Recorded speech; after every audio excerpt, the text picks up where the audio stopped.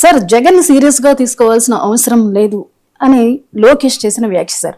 అంటే టీడీపీకి జగన్ ని సీరియస్ గా తీసుకోవాల్సిన అవసరం లేదంటారా?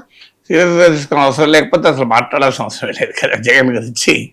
ప్రతిరోజు మీకు అమరావతి కానీ ప్రతిలో వైఎస్ఆర్ కాంగ్రెస్ పార్టీ నాయకుల కన్నా జగన్ నామస్మరణ ఎవరు చేస్తున్నారు? మీకు లోకేష్, చంద్రబాబు నాయుడు మాటలు చూడండి. ఏ ఉపన్యాసంలో అయినా జగన్ అనే పేరు లేకుండా వాళ్ళ ఉపన్యాసం ఉంటుందా? సో సీరియస్ గా తీసుకోకపోతే అసలు జగన్ పట్టించుకోవాల్సిన అవసరం లేదు కదా.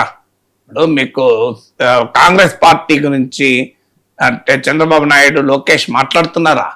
షర్మిల గురించి లేదు, వామపక్ష నేతల గురించి, సిపిఐ రాష్ట్ర కార్యదర్శి ఈశ్వరయ్య గురించి, సిపిఎం రాష్ట్ర కార్యదర్శి వి శ్రీనివాసరావు గురించి, పిసిసి అధ్యక్షులు షర్మిల గురించి చంద్రబాబు నాయుడు కానీ, లోకేష్ కానీ, పవన్ కళ్యాణ్ కానీ ఎప్పుడన్నా ఒక్కో రోజన్నా వాళ్ళని విమర్శిస్తూ మాట్లాడారా? మరి వాళ్ళ రాజకీయ ప్రత్యర్థులు కారా? మరి వాళ్ళు ఈ ప్రభుత్వాన్ని సమర్థిస్తారా? కాబట్టి సిపిఎం నేతలు అయితే తెలుగుదేశం ప్రభుత్వానికి వ్యతిరేకంగా చాలా ఉద్యమాలు కూడా చేస్తున్నారు కదా, కూటమి ప్రభుత్వానికి వ్యతిరేకంగా. మరి వాళ్ళ గురించి ఒక్కో రోజు కూడా ఎందుకు మాట్లాడలేరు? చంద్రబాబు నాయుడు ఉపన్యాసాల్లో, లోకేష్ ఉపన్యాసాల్లో ఈ ఈశ్వరయ్య ఇలా ఏమనుకుంటున్నాడు, శ్రీనివాసరావు ఏమనుకుంటున్నాడు అన్నడా? అంటే సీరియస్ తీసుకోకపోవడం అంటే అది. కానీ రోజు జగన్ గురించి మాట్లాడుతూ మేము సీరియస్ తీసుకుంటలేమంటే సీరియస్ తీసుకోకపోవడం ఏంది? జగన్ ప్రజలు మర్చిపోకుండా చేస్తున్నదే కూటమి నేతలు కదా. అసలు జగన్ ప్రజలు ఎక్కడ మర్చిపోతారో అయ్యో రోజు జగన్ తిడుతూ, జగన్ గుర్తు చేస్తూ జగన్ మర్చిపోకుండా చేస్తున్నారు కదా. సో ఇప్పుడు అమ్మ జగన్ సీరియస్ గా తీసుకోవడం లేదు అని అంటే ఎట్లా? తర్వాత మీకు ఇలా కూటమికి ప్రధాన ప్రత్యర్థి ఎవరు? ఇప్పుడు పొలిటికల్ స్టేట్మెంట్లు వేరు, క్షేత్రస్థాయి రియాలిటీ తెలియదా?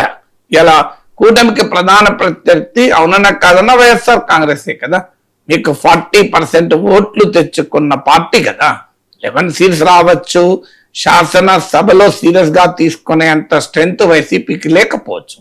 ఇప్పటికీ శాసన మండలి మెజారిటీ వైసీపీది. మీకు 40% ఓట్లు వచ్చిన పార్టీని సీరియస్ గా తీసుకోకపోతే 4% ఓట్లు వచ్చిన పార్టీని సీరియస్ గా తీసుకుంటారా? సీరియస్ గా తీసుకోవడం లేదు అనడంలోనే రాజకీయ వ్యూహం ఉంది. ఏంటి ఆ వ్యూహం అంటే, మేము వైసీపీ చూసి భయపడడం లేదు, మాకు వైసీపీ ఒక ప్రత్యర్థే కాదు అని ఒక నరేటివ్ బిల్డ్ చేస్తానికి చేస్తున్న పని. ప్రతిరోజు ఏం చెప్తున్నారు? మళ్ళీ జగన్ వస్తే అమరావతి ఉండదు. అమరావతిని చట్టం ఎందుకు చేశారు నాకు చెప్పండి. జగన్ రాడు అని మీకు అంత నమ్మకం ఉంటే అసలు అమరావతిని చట్టం చేయాల్సిన అవసరమే లేదు కదా. జగన్ సీరియస్ గానే తీసుకునే పరిస్థితిలో జగన్ లేకపోతే మరి అమరావతి మీద చట్టం ఎందుకు చేశారు? అమరావతి మీద చట్టం చేసిందే మళ్ళీ జగన్ వస్తే దాన్ని మారుస్తాడేమో, దానికో శాశ్వత ప్రాతిపదిక కల్పించాలని కదా చట్టం చేసింది. మీరు పెట్టుబడులు పెట్టాలనుకున్న వాళ్ళు మళ్ళీ జగన్ వస్తే ఎట్లా అని అడుగుతున్నారని రోజు చంద్రబాబు నాయుడు, లోకేష్ చెప్పడం లేదా? సో జగన్ మళ్ళీ వస్తే ఎట్లా అనే అనుమానాన్ని కూటమి నేతలు ఎక్కువ వ్యక్తం చేస్తున్నారు, వైసీపీ వాళ్ళు కారు కదా. అందువల్ల మీకు రాజకీయాల్లో ఇలాంటి స్టేట్మెంట్లు ఇస్తూ ఉంటారు. రియాలిటీ ఏంటనేది కనబడుతుంది కదా.